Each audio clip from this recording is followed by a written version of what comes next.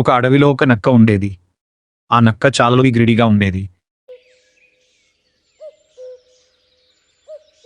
ఒకరోజు అది అడవిలో తిరుగుతూ ఉండగా ఒక పెద్ద మాంసపు ముక్క కనిపించింది.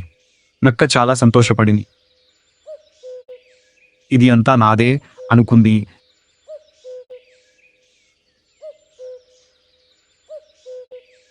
అది మాంసం తీసుకుని వెళ్తూ ఉండగా ఒక నది దగ్గరికి వచ్చింది. నీటిలో చూసింది. తన ప్రతిబింబాన్ని చూసి ఇంకో నక్క పెద్ద ముక్కతో ఉందని అనుకుంది. అది కూడా నాకు కావాలి అని ఆశపడింది. అది నీటిలో ఉన్న ముక్కని పట్టుకోవడానికి నోరు తెరిచింది. తన నోట్లో ఉన్న మాంసం నీటిలో పడిపోయింది.